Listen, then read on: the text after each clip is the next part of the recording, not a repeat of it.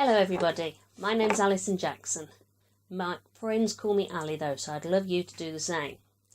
I just want to thank you for visiting my website and watching this bio and tell you a little bit about myself, my studio where the magic happens, and about my dolls. So firstly, about me. I have always been creative. I can't spend an evening without sitting sewing or some other task with my hands. I love it. My kids had everything from princesses to Power Rangers as their dressing up costumes when they were growing up, and now they're a bit too old, so I make dolls instead. I took redundancy about 3 years ago, and I, around the same time, married a very nice man who features in my blogs quite often, Dr. J. If you read my blogs, you'll have read about him. And we got a house together, which was old and derelict, but we managed to do it up very nicely, and it had space for a sewing room, a whole me room. So I had an opportunity, I had a bit of resources, and I was able to start Honeypot Creations, which is wonderful really. I actually had the opportunity to create during the day rather than just in the evenings, and I'm very, very happy with it. But it took a few twists and turns.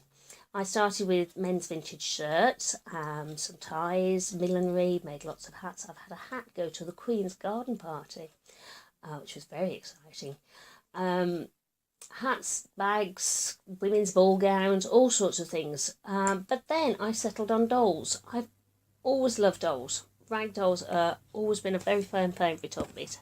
And I last time I popped to Mum's house, I grabbed this little beauty, and she was the first doll that I made when I was about 8, and my mother keeps her. She's quite old and falling apart a bit now, but there we go, 8 years old, and now my dolls look like this.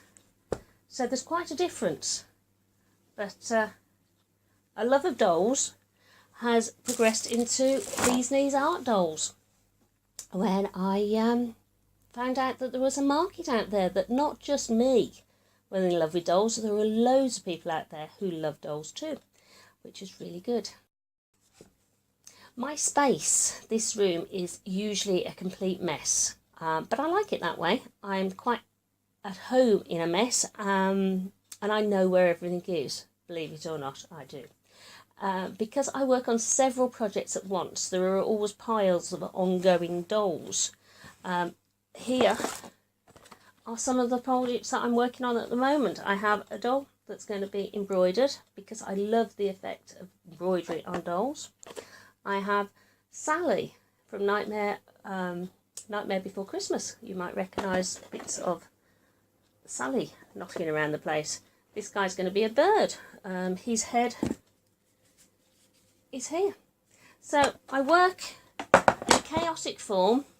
I don't actually write or draw any of my dolls. They kind of happen. They get created and all the pieces get put together, and hopefully they turn into something quite good by the time I'm finished.